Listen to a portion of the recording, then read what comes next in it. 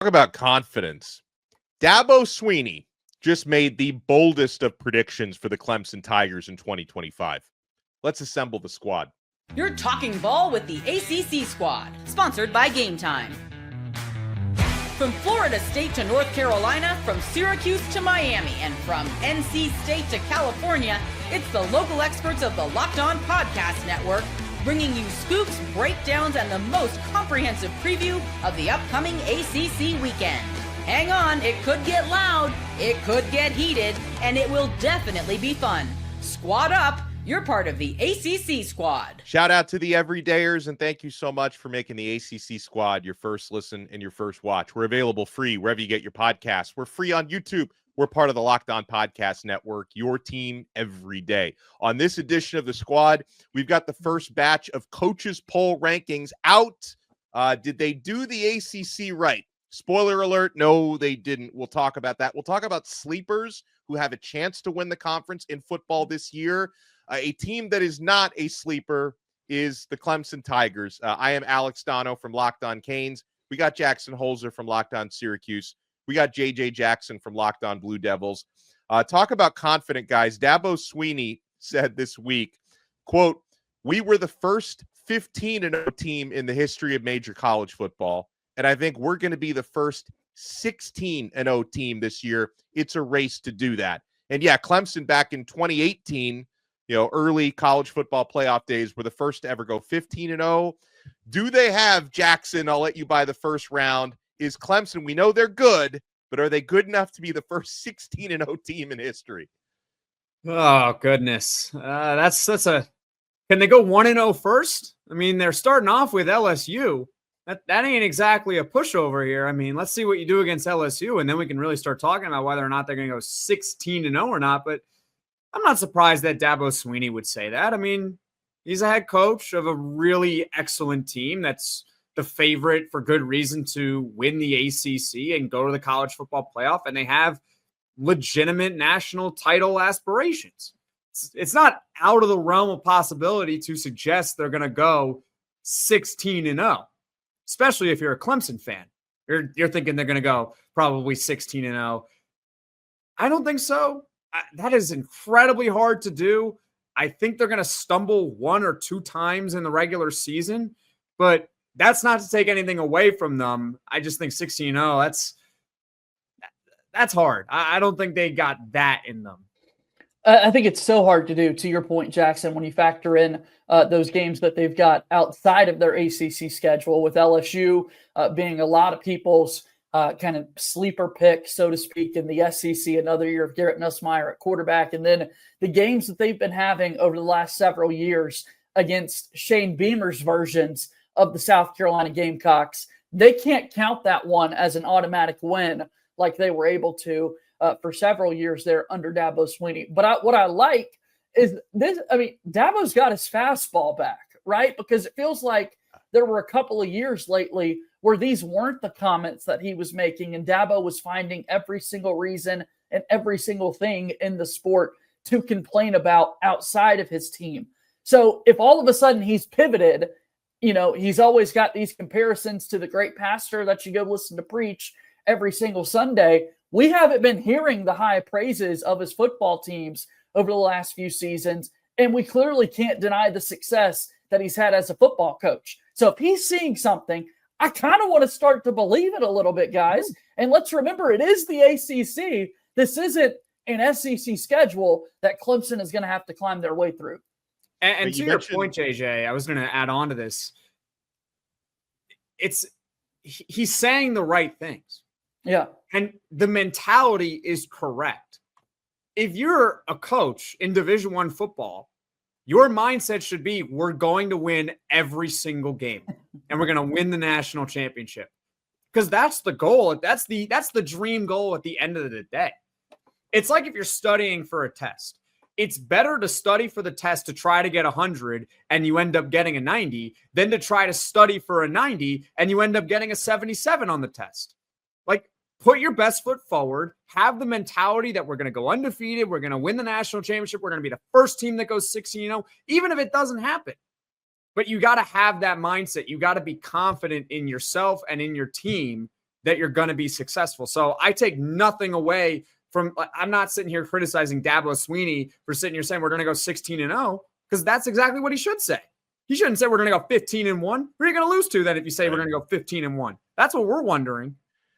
Now, you referenced they open up the season against LSU, which is not going to be a cakewalk, but I checked the FanDuel odds. Clemson is favored by 3.5 points, and I think they can and probably will win that game. Now, LSU, they're good. They're expected to be very good, but not the best of the best in the SEC. Guys, I can see a world where Clemson runs the table regular season, wins an ACC championship. They start 13-0. What I'm not, though, convinced about, they've got to show this to me, is that they've truly closed the gap with the elites of a top-heavy Big Ten and the top of the SEC. Because, again, like we saw what happened last year. They got trounced by Georgia in the opener. People will say, oh, well, Clemson was a different team by the end of the season, but they still lost to South Carolina in their final regular season game at home, by the way. And then they were convincingly beaten by Texas in the CFP. So I'm not convinced that even if Clemson is good enough to start their season 13-0, what happens if and when you run up against a Georgia, an Ohio State in the college football playoff, in Alabama? Like I have to see it to believe it, that they've gotten to that level where they're better than the best of the best in college football. So that's where I'm at on Clemson. Dono, I was so excited, when I started this, that yes, Dabo's back. We're getting the guy that we like on the sidelines there, the BYOG, bring your own guts. I'm ready to bring my own guts with Clemson going on a 16-0 run like this. But then to your point, I mean, that's a lot of games, man. And yes, the ACC is down, but what have you done in the big time games? And what we haven't really been able to see yet from Clemson, and Jackson, I'd be curious your thoughts on this as well, is you got to get the quarterback position right. And I think everybody loves Cade Klubnik going into the season, and I do too.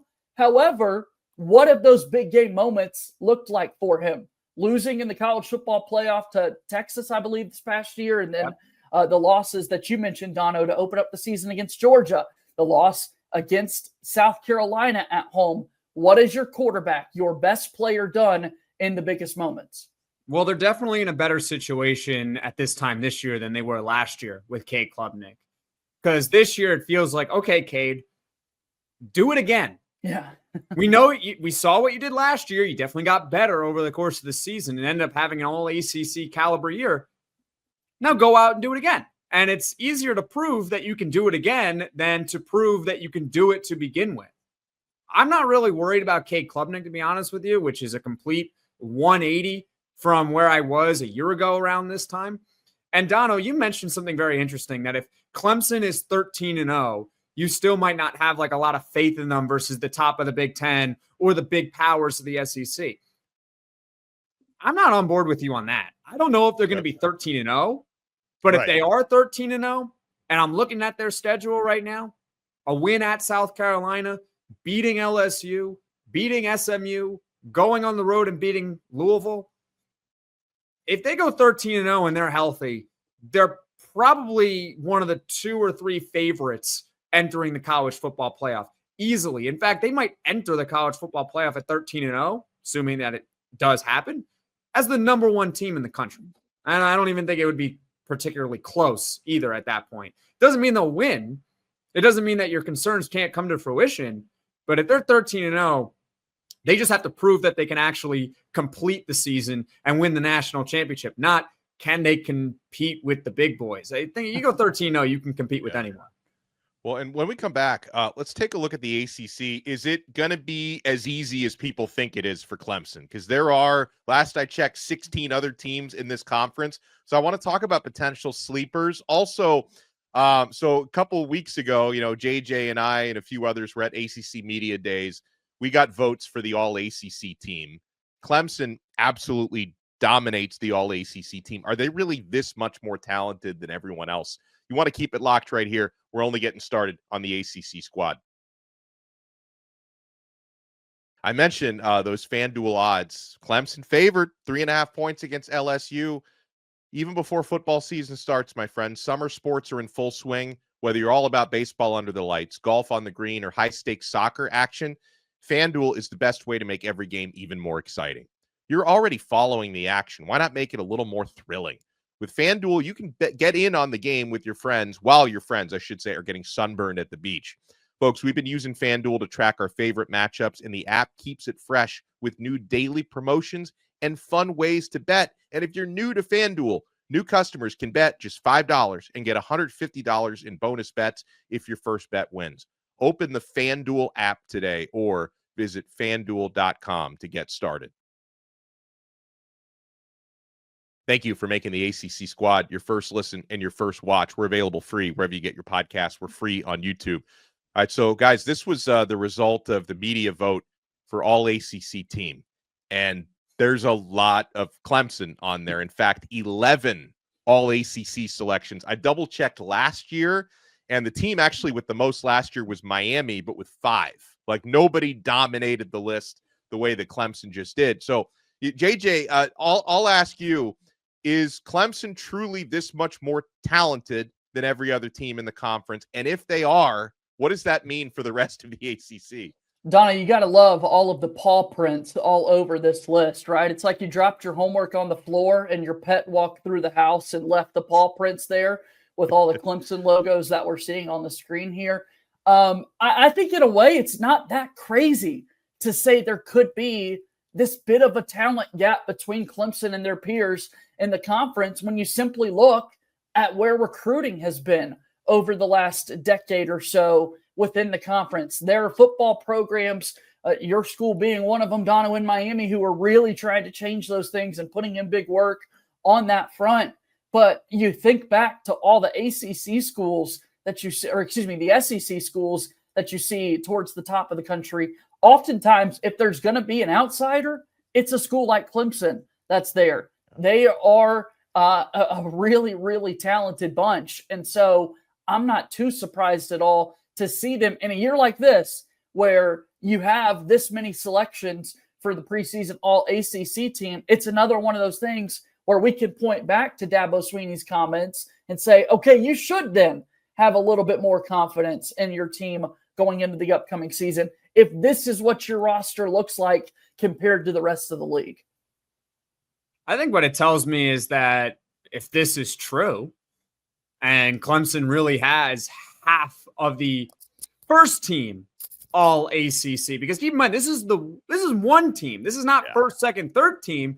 One team here that they do preseason poll, and they got 11. That's half.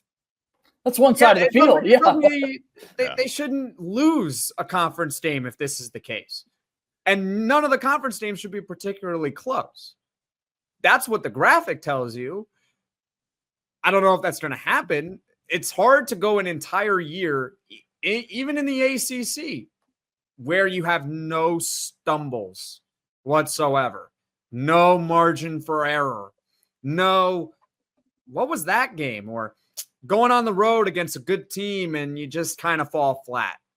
None of that. We're not sitting here saying that Clemson's going to lose to, I don't know, they're going to lose to Florida State at home. That's not what we're saying. But you're telling me they're a lock to go into Georgia Tech and win? You're telling me they're a lock to beat SMU at home or to go on the road and beat Louisville? The graphic says they should go undefeated in the conference. I don't know if that's necessarily going to happen. I'd probably just be conservative and say 7-1 in the conference. But yeah, they're the favorites for a reason. They got a lot of talented players. And they are a legit talented team. Starting with Klubnik at quarterback, they've got best looking receiver core in the ACC and one of the best in the country. Best looking defensive line in the conference, one of the best in the country. Some Clemson fans were mad at me late last week on Locked On ACC. I brought this up, and it's like, I'm not saying your team isn't good. Like, I'm saying there might have been some lazy voting to just put this many Clemson players in. And I'm also saying if you're really that much more talented than everyone else, I know Rhett Lashley a couple weeks ago, the SMU coach, was calling the SEC top heavy. Well, Rhett, if you look at this graphic, they're telling you the ACC is top heavy, if you want to believe this. And on that note, on top heavy or not, go ahead, JJ. No, that's just so true. When you think about, your best team is taking up all of these spots. Seems a little top heavy to me, but you go back through, and I don't have the number in front of me, but Donna, we're looking at the all ACC ballots here. And it was like 173 or 183 people cast ballots to make up a list like that. That is a large sample size of people that have paw prints everywhere, man. Yeah, no doubt. Well, okay. So if it's not the paw prints, and Jackson, I'll start with you on this. Let's talk about sleepers. And no, like, we would not consider Miami or Louisville or SMU to be sleeper possibly. We got to go a little deeper than that. But is there a sleeper team you look at that has a legit shot, you think, to shock the world and win this conference? So, quick backstory on this. My two sleepers, like a month and a half ago, were Georgia Tech and Duke, because I thought, these are pretty good teams. I'm curious to where they're going to be ranked in the preseason poll. And it turns out they get a lot of respect. So no, they're no longer sleepers in my opinion. I just think that they're just going to be good teams. They could win the conference, sure, if you want to say they're a sleeper to win the conference, but are they really that much of a sleeper if they're ranked inside the top 6 of the ACC? Probably not. I think you got to be trying to find those teams that are boom or bust. And so I was bringing it up pre-show. Nobody has a clue what North Carolina is going to be. Nobody. Do you know how it's going to be? I don't think Bill Belichick knows. Nobody knows what the heck is going to happen with North Carolina. Well, to me, that's a perfect sleeper. Because, look, they could be terrible. They could go 3-9 or 4-8. But you can also see a realm where, Bill Belichick, he can coach. Maybe it's different in college, but he can coach. He knows football, obviously, better than pretty much every other coach to ever exist. He knows the game quite well.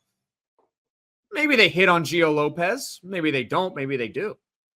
That's the point, is that we don't know about North Carolina. And when you don't know about a team, it makes them the perfect sleeper candidate. So North Carolina is that type of team I look at and say, they can win 3 games.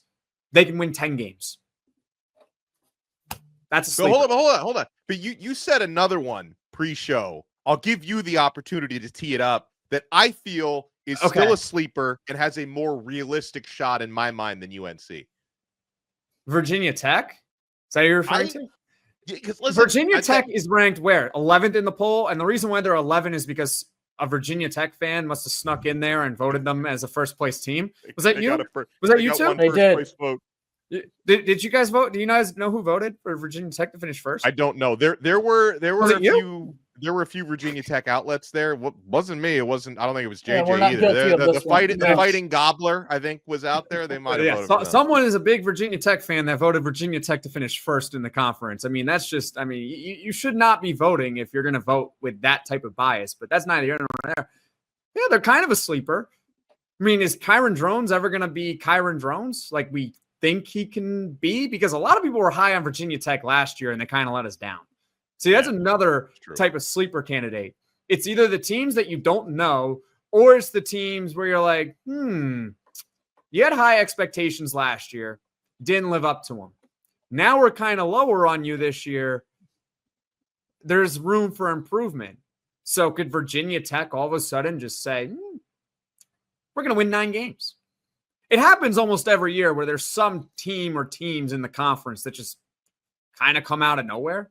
There was one year when it was Wake Forest, like 4 or 5 years ago. Yeah. JJ, I can speak for Syracuse fans. They were definitely optimistic about 9-3 last year for sure. But JJ, did Duke fans think that they were going to go 9-3 last year?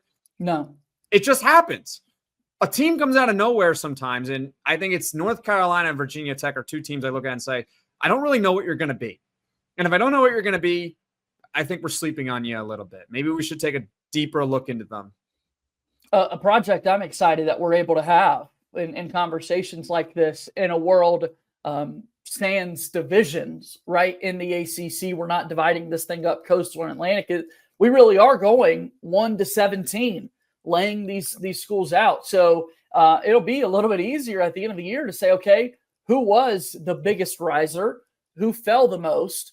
And to me, I think that could be where we see who falls into that sleeper category. And maybe to Jackson's point at the top, we were just a month too early to think of a school like Georgia Tech and Duke, and they're the ones that, yeah, they climb up 5 spots, and that's a big jump, but it's up to number 1, right? That I could see that as something that possibly happens. So Georgia Tech, for example, right? Everyone loves Georgia Tech because they were everyone's sleeper team a month ago, and then all of a sudden everyone caught wind of it. So now you're no longer a sleeper. And then it causes the opposite reaction. I say, okay, Georgia Tech, how good is Georgia Tech? Now everyone's on the Georgia Tech bandwagon. Now they're 4th in the poll. Yeah, that was surprising. Yeah. I was like, okay, I guess we're buying into Georgia Tech. But I look at that and I say, okay, well, now you're just a prime underachieving candidate because you were a team. I was like, I'm expecting you to be like middle of the pack in the poll. And then all of a sudden you rise into the top 5. And now you're saying, what? 4th? That's kind of where I would have them, but that's an underachieving candidate in my opinion. Well, when we come back, talking about achieving, underachieving, the first coaches poll is out, and folks are raising some questions about this. Let's talk about the 3 ACC teams that they did rank. They left anybody out. You want to keep it locked right here. We're only getting started on this brand new episode of The Squad.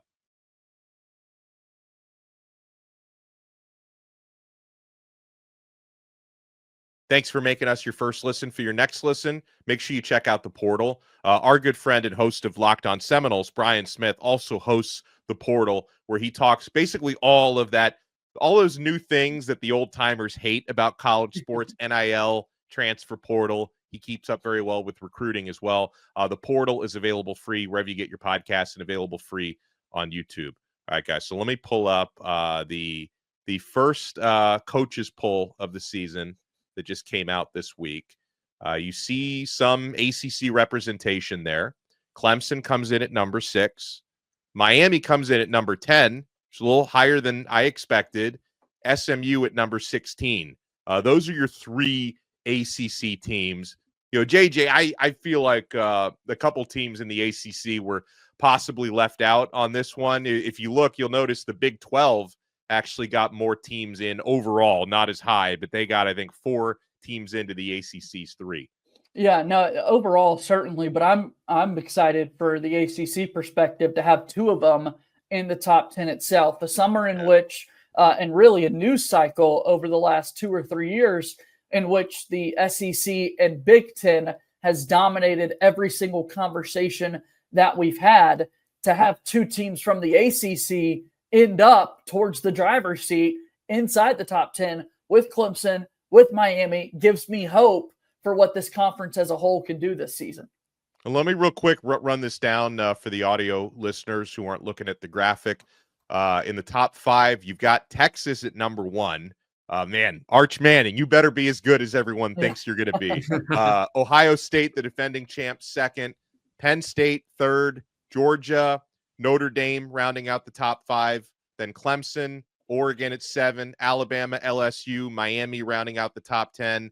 Arizona State, Illinois, South Carolina, Michigan, Ole Miss, then SMU at 16, Florida 17, Tennessee 18, Indiana 19, Kansas State 20, then Texas A&M, Iowa State, BYU, Texas Tech, and Boise State round out that top 25. What do you think, Jackson, on the ACC perspective?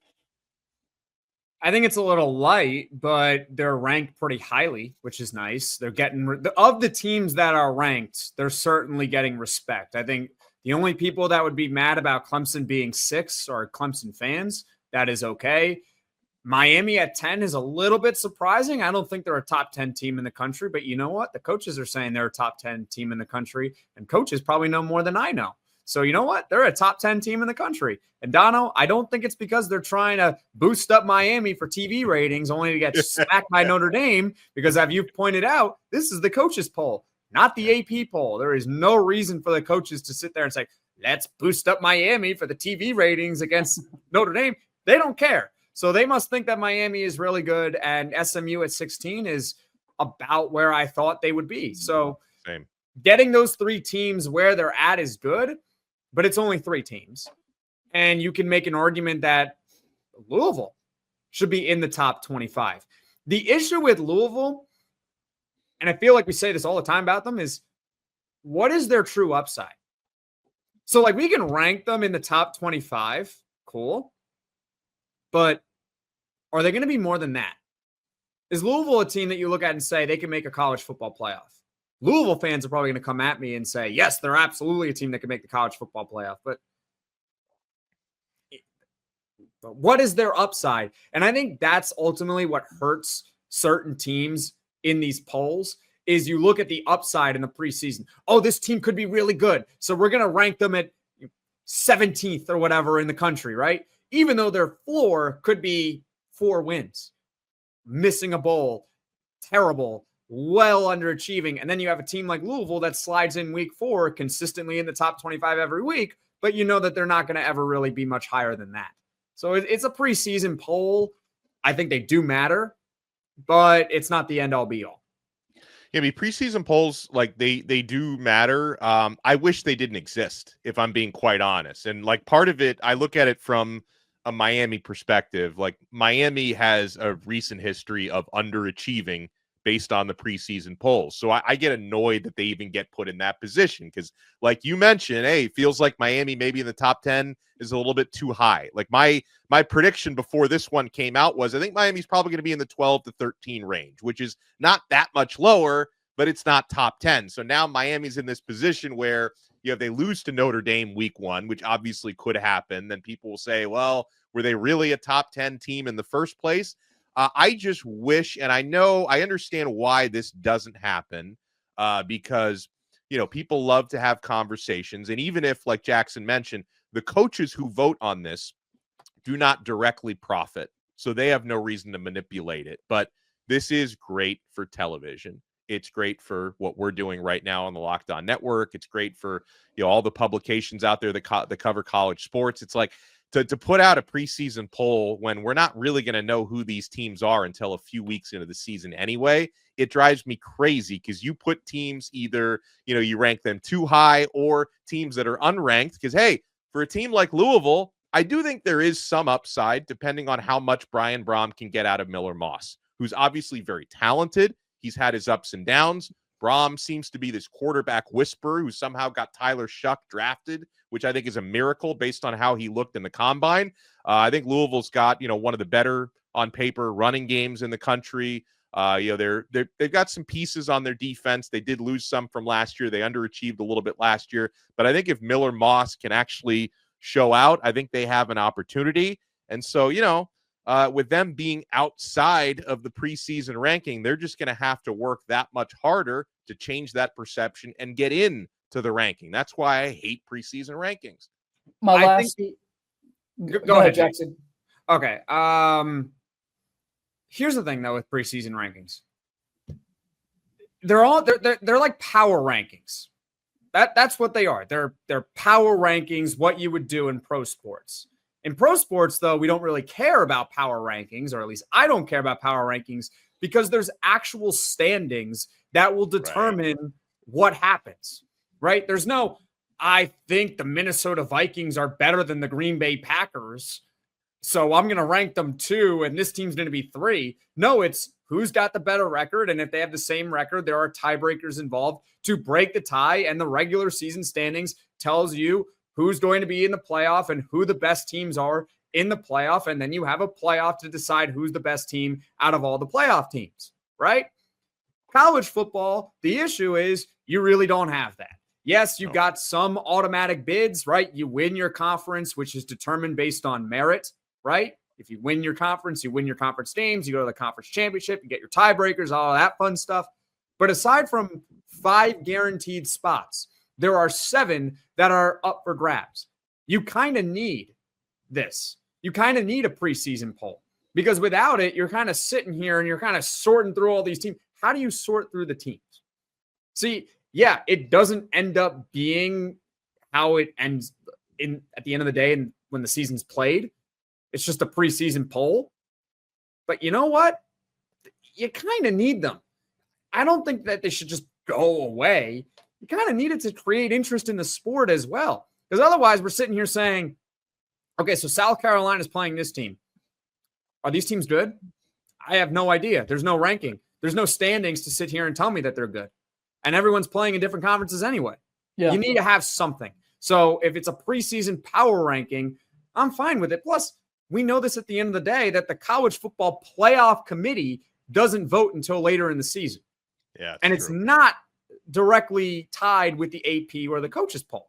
So it's just something. Yeah, it's our perception and they do matter, of course, but I don't have a problem with preseason polls. I think they're pretty much needed in this sport. And my last thought to add to your point there, Jackson, is that, you look at week 1, you've got 3 top 10 matchups that have built in front of your eyes, right? Like the first game of the season is number 1 Texas versus number 2 Ohio State.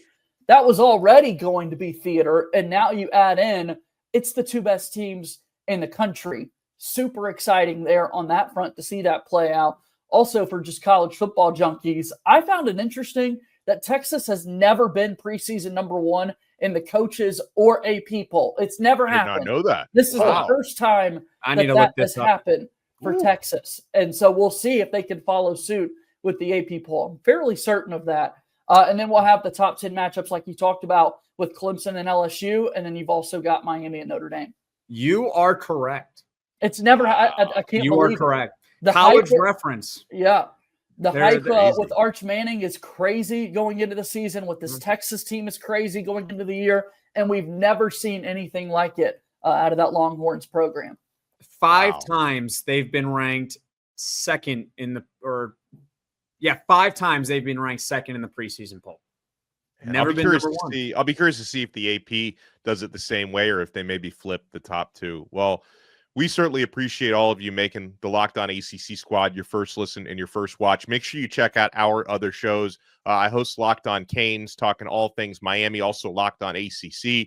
Jackson hosts Locked On Syracuse. JJ hosts Locked On Blue Devils. Make sure you smash that like button and subscribe to all of our channels. And we'll talk to you again next time on another episode of The Squad right here on the awesome Locked On Podcast Network. Your team every day.